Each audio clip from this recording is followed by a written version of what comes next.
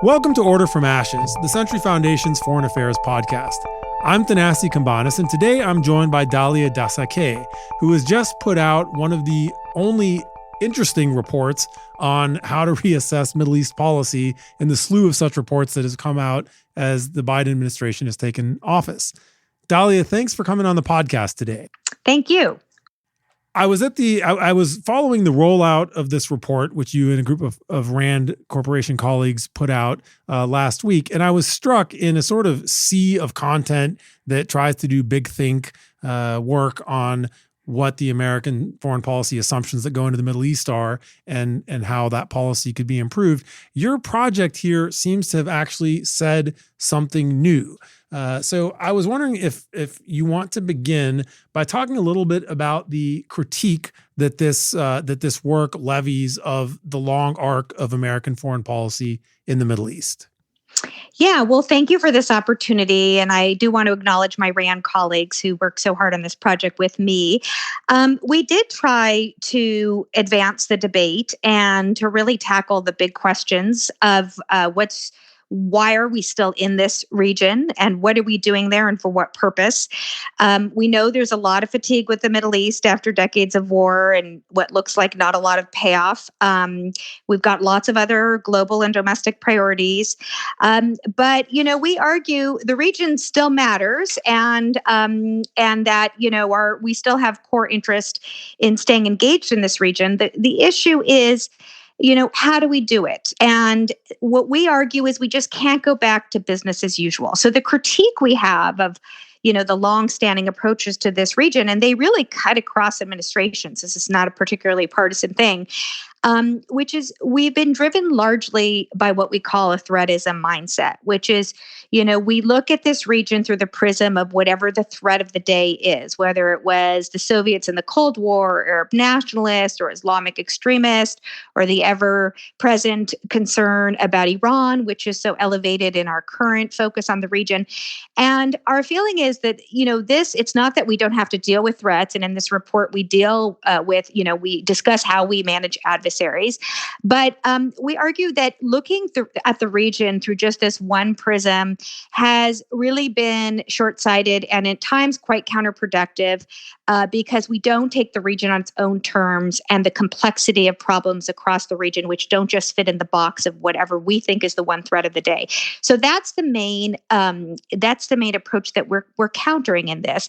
And we feel what it's done is it's just led to this investment in keeping partners on our side, so to speak, to counter these threats. And of course, we still have reasons to have good partnerships in the region, but we haven't really assessed these partnerships and evaluated them and what we're getting for them based on what are the regional realities of today. So the big issue that we address are this, long-standing kind of threatism mindset, but also what we're concerned about being legacy thinking, thinking from past strategic environments that don't meet the moment of today. So that's really what we're tackling. Start a little bit with the threats themselves, because this is one of the points I'm curious about.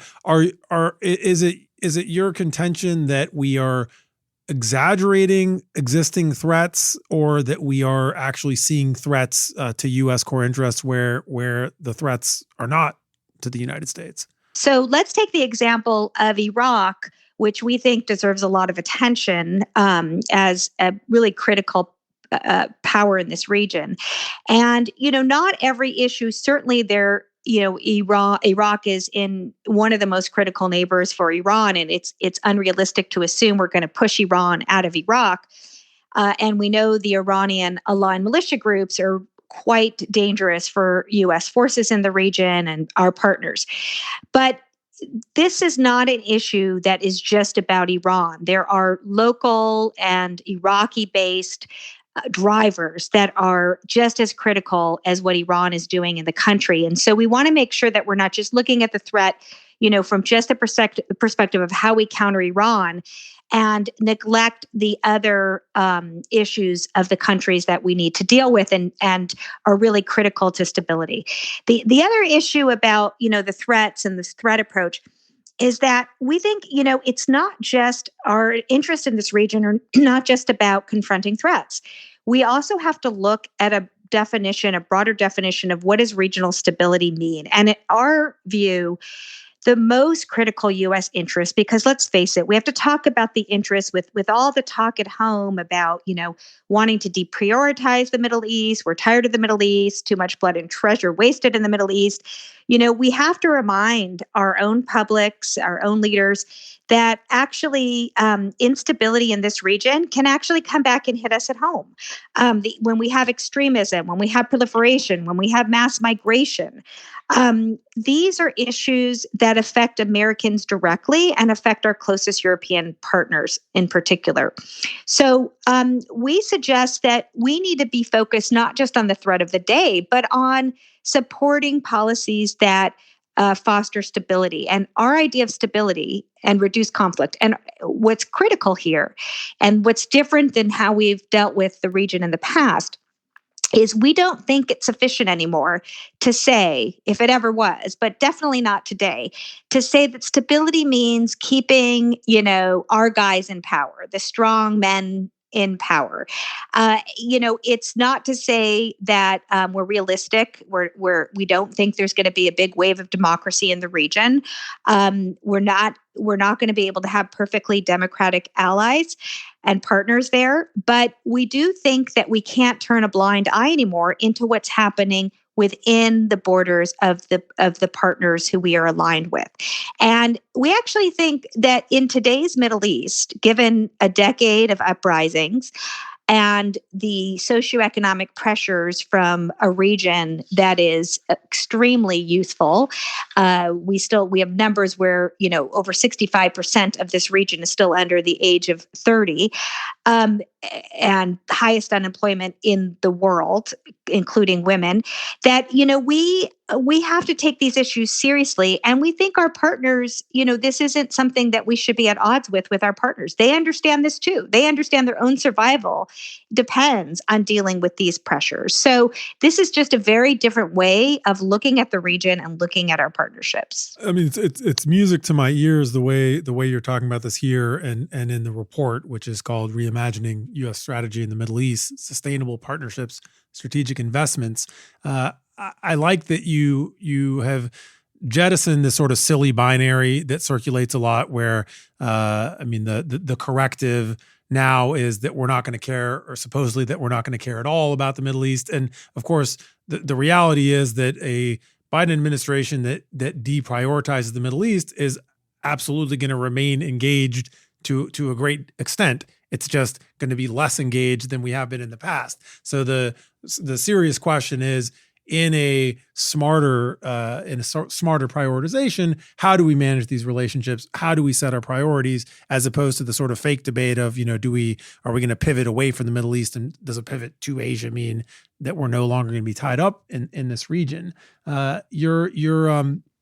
Your core assumption that you talk about a lot, and I want to ask if you can get into more specifics about what it means, is redefining stability. I mean, this is something that we've talked about for a long time, and what it always runs up against is a traditional realist definition of stability, which is a unitary state that'll take your meetings and do military to military cooperation, versus the kind of broader based definition of stability that I think you're talking about, and that we've talked about at the Century Foundation, which is a responsive polity that has good governance and accountability to its own people, and which might depart on some shorter term interests from its foreign partners, but will on the whole be a much better partner, because it will be not just viable, but it will be a good state, as opposed to an awful state that will sometimes overlap with us. So how have you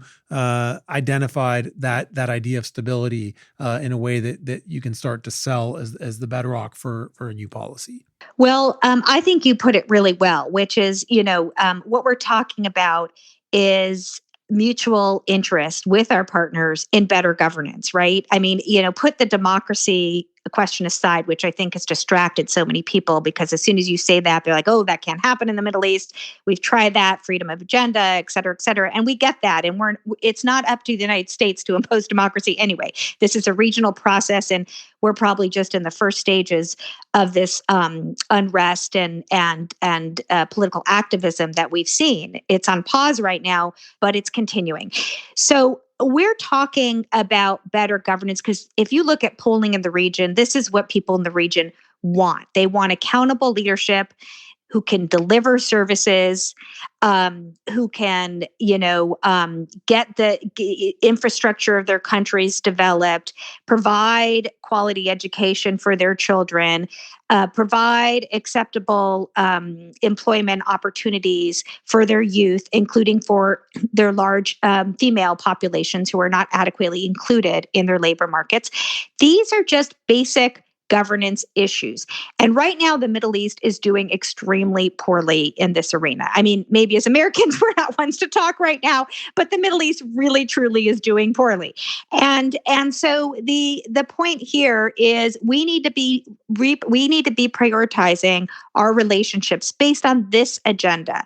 And that means rebalancing the way we invest in this region.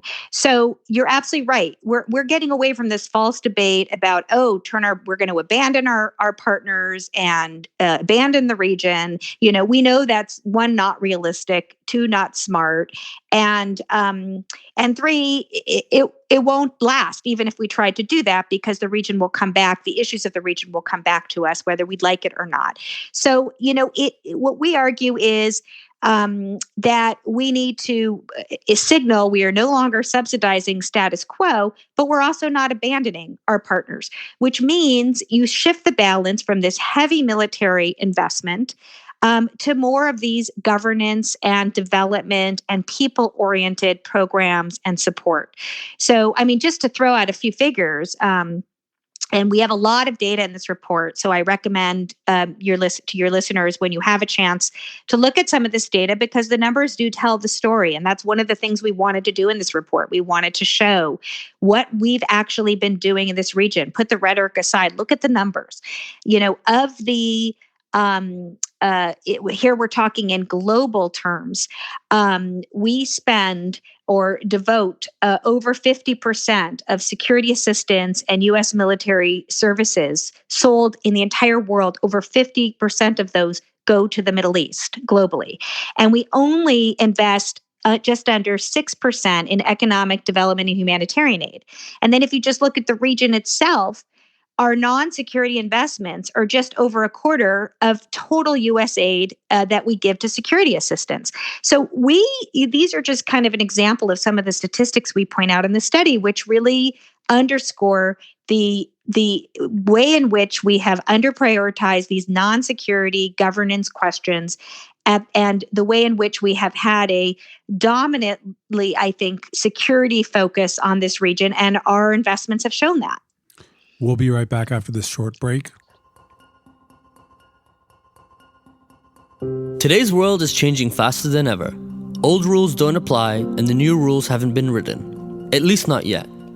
I'm Rohan Advani, and I produce the Order from Ashes podcast at the Century Foundation, a leading progressive think tank that promotes peace, cooperation, and equality at home and abroad. On Order from Ashes, we try to make sense of a new international system in which America no longer dictates the global order. Join us as we talk to activists and analysts on the front lines of the most pressing issues in international policy.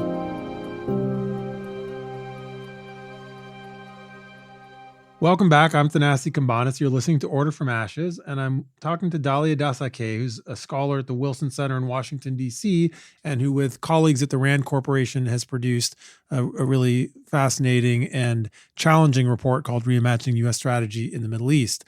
Now, Dahlia, right before the break, you were talking about disinvesting from the military tool and shifting to non-military ways, and these sort of staggering numbers you cite tell a story of a superpower, the United States, that is really reflexively managing its relationships and projecting its power through these military tools. There is a lot of sort of noise around ending the forever wars and so on in the U.S. these days. But one of the questions I had when looking at the report and listening to you talk about it previously is, how much do our partners want us to do non-military things? Because this is not simply a supply-driven reflex of the United States. It's also a demand-driven request, especially from our Gulf partners who mainly want our weapons and don't want our non-military funds or ideas or suggestions. So how does one shift those pipelines, and will there be takers in the Middle East for a non-military partnership with Washington?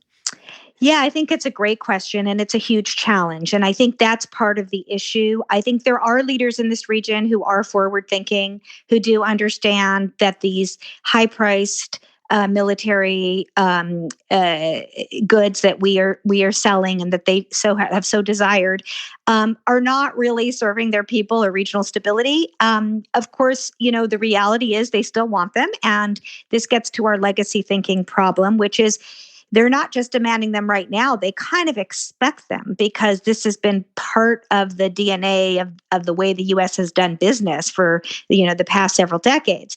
So you have a situation, and this is one of the areas of imbalance that we highlight in the study, where over 81% of our foreign military funding globally goes to just 3 countries in the world, which happen to be in the Middle East: Israel, Egypt, and Jordan. So there are expectations of our partners that this is coming to them. Now, when you look at a country like Egypt, let's say, and Egypt is probably the one that of the big three that deserves the most scrutiny, we have to ask, does that logic of how we went about military assistance in the past make sense in today's environment? There was a logic then that we were underwriting a peace with Israel, which was critical for the region. Israel and Egypt were active adversaries, fought devastating wars, and we wanted to underwrite that peace. Now, today, the logic driving Israeli-Egyptian relations, we argue, really no longer requires the United States to underwrite that. Egypt and Israel have their own security incentives to cooperate on counterterrorism and intelligence sharing and many other areas. And the other thing we point to, which is that these countries, the high-end aircraft, are not as critical for fighting the threats of today, which are asymmetric, which are more focused on terrorism, missile defense. And so what we're suggesting is we need to have conversations about what are their real military and security needs in today's context. Let's have a conversation about that. This isn't about imposing these things overnight. It's to start a dialogue and to start sharing a new set of priorities. So the shift would not just be from military to non-military, which we think is critical, but also even in the military assistance we give. Are we giving the right mix? Should we be increasing our counterterrorism, counter-extremism programming, focusing on missile defense and defensive transfers of weapons instead of all of this offensive weaponry? And that's the kind of conversation we want to start having. And it won't be easy, but we do think there are countries in the region who understand, and this is for their own survival, that they have to deliver better to their own people. And to do that, they should theoretically be welcoming this greater focus on economic development, education reform, employment. These are critical issues, and most leaders in this region are understanding this now. They have their own reform programs that I think are a good indicator of that, and we need to be leveraging that better. I mean, the realist in me, so I mean, I like these ideas a lot, and I think this is the correct policy approach. The way I imagine it unfolds. So if the Biden administration takes this approach and says, we're not going to remain complicit in Egypt's dictatorship, and we're not going to remain hostage to this legacy arrangement that made sense in the 70s and just doesn't make sense today. The likely way this will unfold is that if those programs were ended, there'd be either a rupture or at least a sort of frigid stage in the relationship between the U.S. and Egypt, and I guess the same would happen in Israel or Egypt if we were also to reduce or withdraw our military assistance. And there might not be something that takes its place. So what we would have is narratives of let's say losing Egypt, or maybe Egypt would seek military aid from China, and we would have our hands clean from the regime's malpractice, but we would not be helping it be a better regime. Personally, I think that's a risk worth taking, and that's okay with me. But I think people in Washington see that as the potential downside and say, what's a few $1 billion to not be hoisted on the lance of having lost country X? So how do you read the unfolding of this approach? Yeah, no, I think that's a really good point, and we do highlight risks in this report. This isn't a cost-free strategy. No strategy is. There's always trade-offs. But the risk assessment is that, current policies are not producing good results. So so a few points in response. One is, yes, there's risk. Two, this doesn't happen overnight. This is, through conversations, through assessments. Three, we are not suggesting highlighting one country. We're talking about, this is a broad strategy, right? So it will affect particular countries, because we need to be channeling resources into countries and programming which are meeting our strategic objectives, right? This is a U.S. strategy. This is a U.S. first strategy, to put it that way. So, we want to do things beneficial to our partners, but it has to be mutual. So, what we would say is we need an across-the-board reassessment of, how much military aid are we giving? Why is over 80% of military aid in the entire world given to these three countries? Maybe we'll come out and say, that still makes sense, but we need to increase the economic investments because those are just too small for what the needs of the day are. And maybe we need to keep some of it. May be just a question of reallocating the 81% to capabilities that are more in line with the asymmetric threats we face today, and not based on major interstate war, which is what a lot of this military equipment is based on. And so it would be an overall shift in U.S. strategy, not a punishment for a particular actor.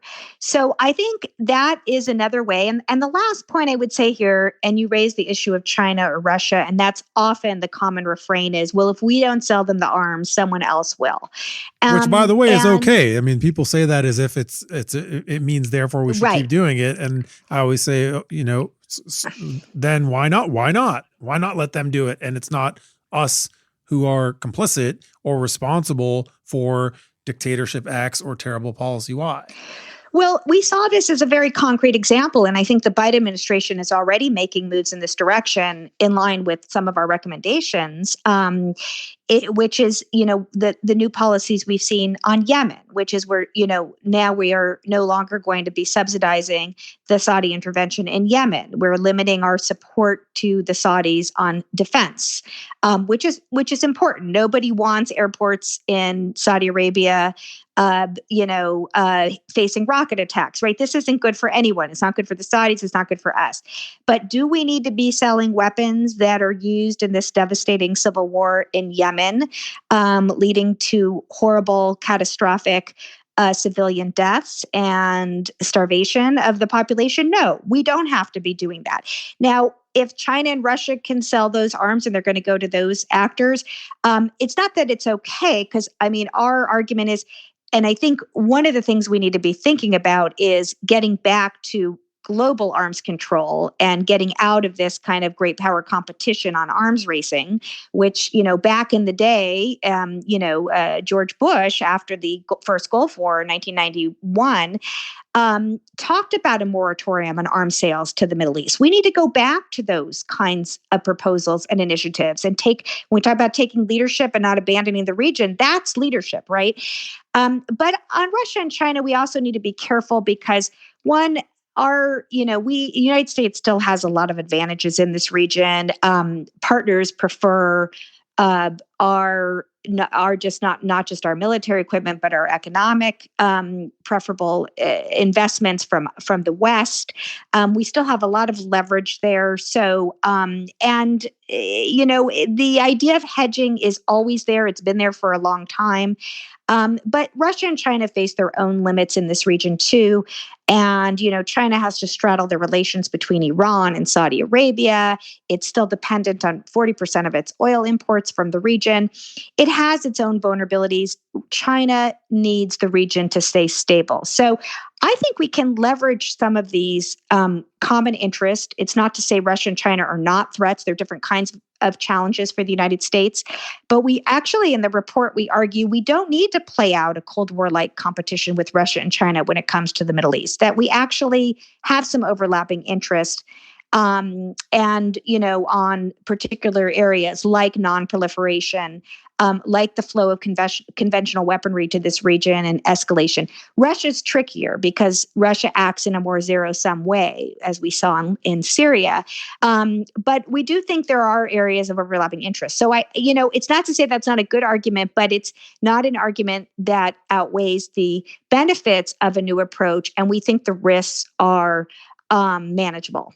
When I think about the specifics, both in your report and just in my survey of the landscape, and I think, corrective steps like the partnership with Israel, not needing the several billions of dollars that we give this already very wealthy country, the relationship with Egypt really needing a complete overhaul where we're not underwriting this terrible dictatorship, and so on. And I think about the effective partnerships we have in security in the region, whether it's with Israel or with Iraq or Jordan or the Emirates.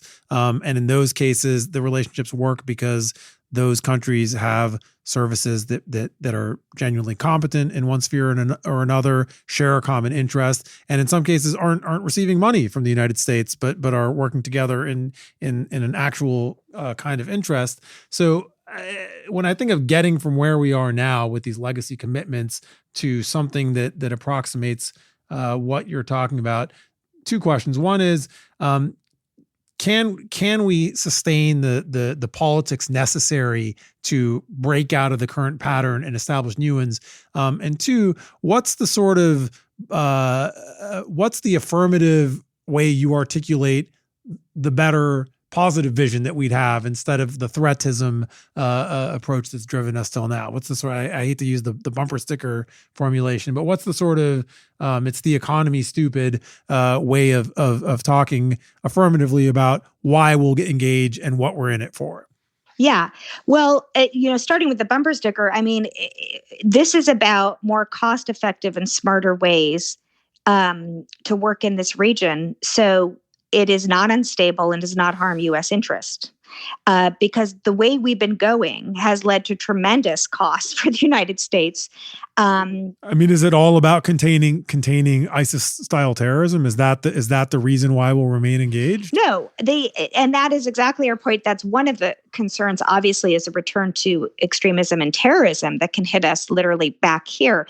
But our argument is that these wars, this isn't just about ISIS, these civil wars in Yemen, in Libya, in Syria, they spill over outside the region. They don't stay in the region. Problems in this region don't stay in this region. So the current approach has really led to very, very costly outcomes, not just for the region, its people, but from ourselves. So our alternative is focused on reducing conflict, de-escalating, and improving governance, because our argument is you need to deal with the drivers of conflict, not just the conflicts once they emerge. And we think this is actually a much more cost-effective way to do things. And this kind of segues to the domestic and political. There's a lot of debate now in the United States about our resources and, what are we doing in the world and so forth. And, look, those of us in the foreign policy community are always pointing out that, foreign aid is just a minuscule part of our foreign budget,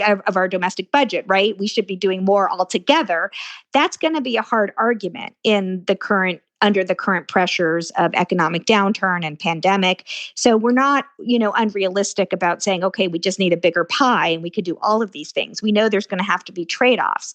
But we are suggesting that that we can shift some of those resources from the security parts of the pie to the non-security development and governance part, and that's going to have a lot more payoff. And when we talk about non-security, we also mean even security cooperation that we do with our partners. You mentioned Jordan and, of course, Israel. Lebanon is another good example. We have really good programs that don't cost a lot, that focus on, this was mentioned in our panel the other day with General Votel, focused on cross-border security, making sure bad guys aren't getting through. There is a lot of good cooperation we have that is cost efficient.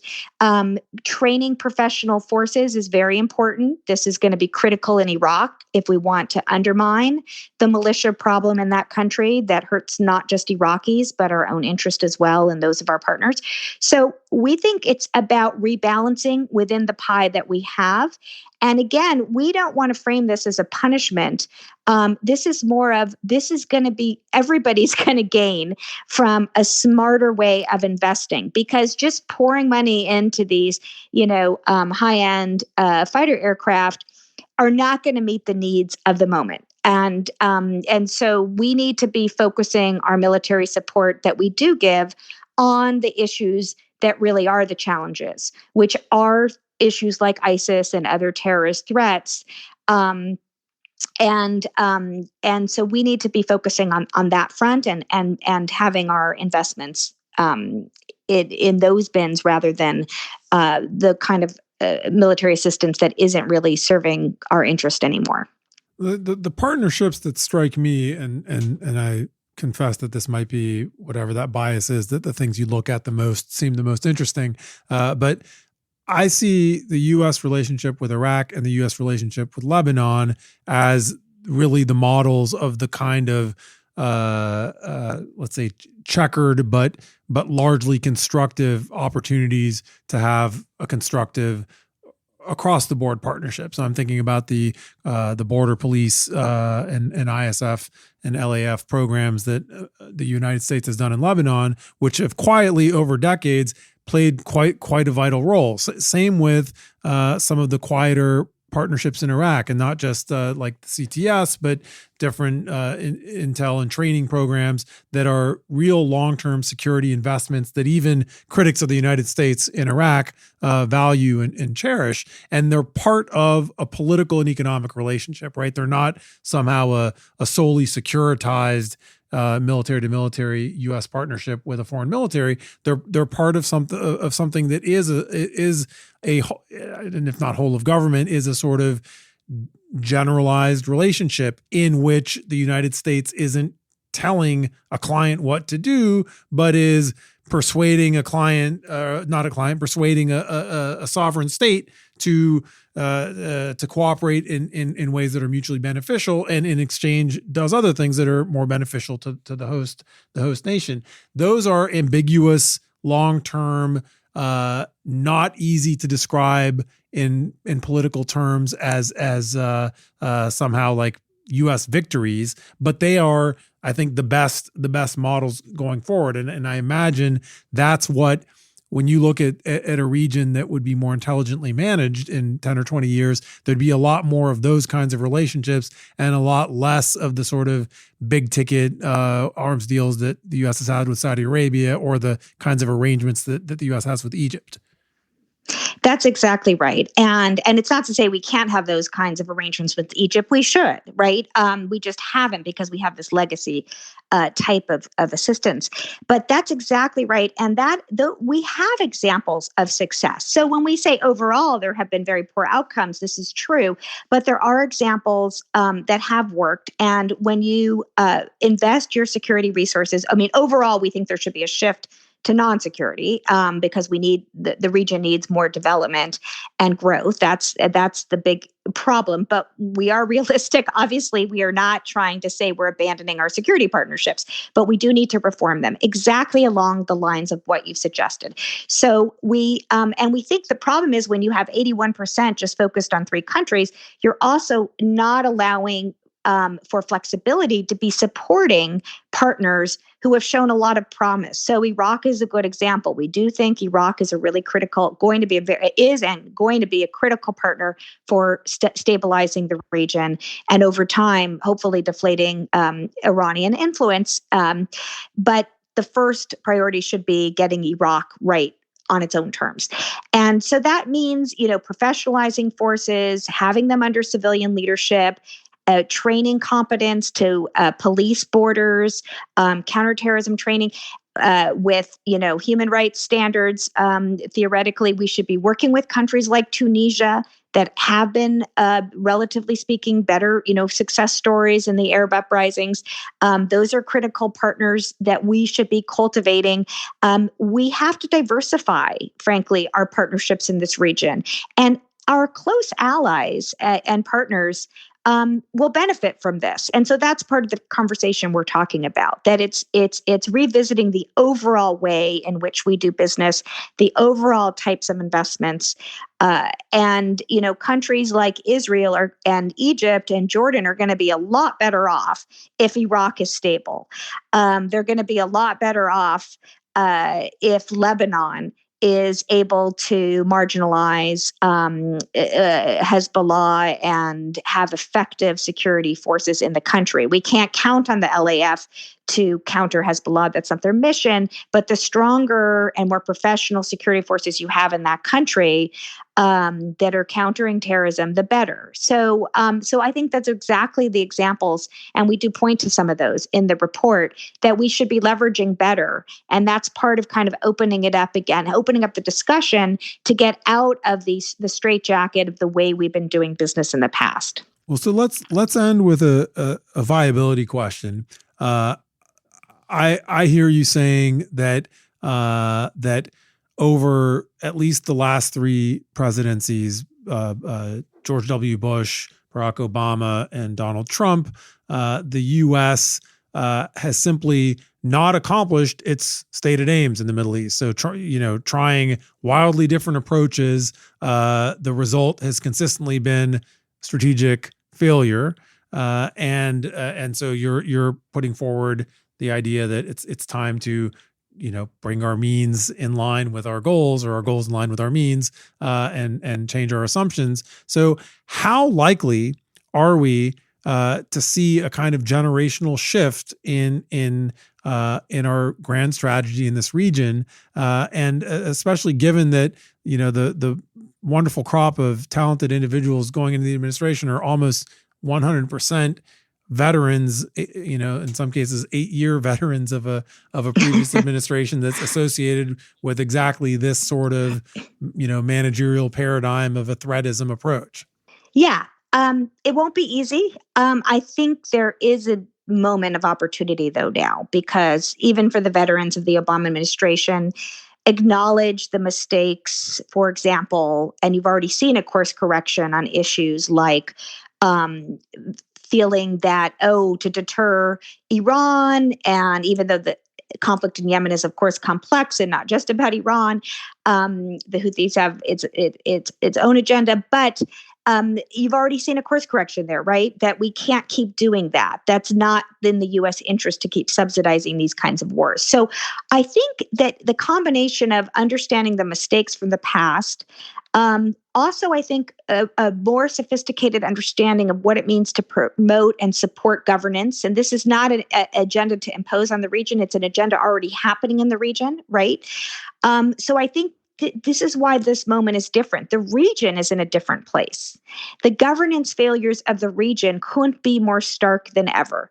The instability that we've seen from the uprisings, but then, of course, over the past year, the governance failures exacerbated by the global economic downturn and the pandemic, and the failure to be able to respond to this is just been devastating. And so I think earlier you asked about the supply demand question. I think there's a growing demand and there's more empowerment of people in this region. We know there's still incredibly repressive leaders, but you have a region with much more vibrant civil society, much more activism, and economic potential. One of the things we talk about, if you want the bumper sticker, is look at the region as an opportunity, not just as a threat.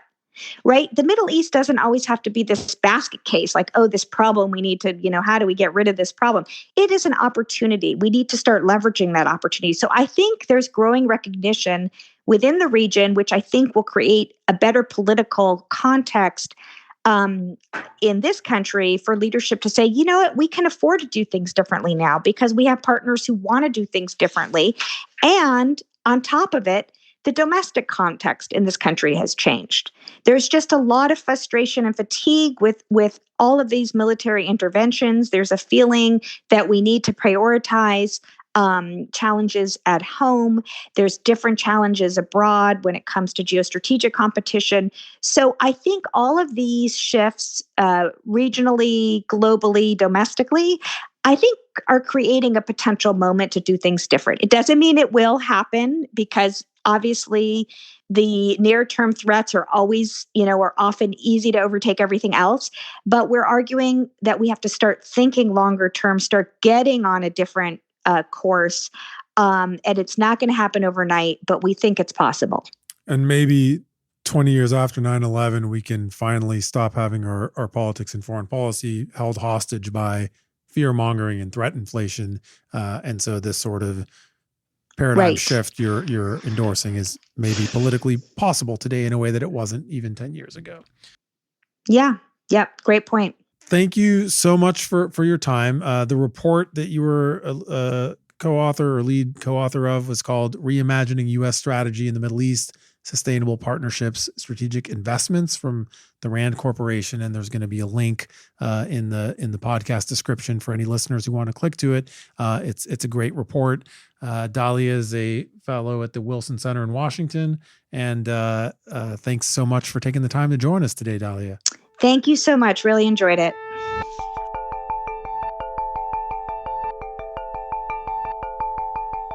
You've been listening to Order from Ashes, the international affairs podcast from the Century Foundation. If you've enjoyed what you heard, please rate us and leave a review wherever you get your podcasts. It'll make it easier for other listeners to find us and help us to keep producing these conversations. Thanks for listening. Till next time.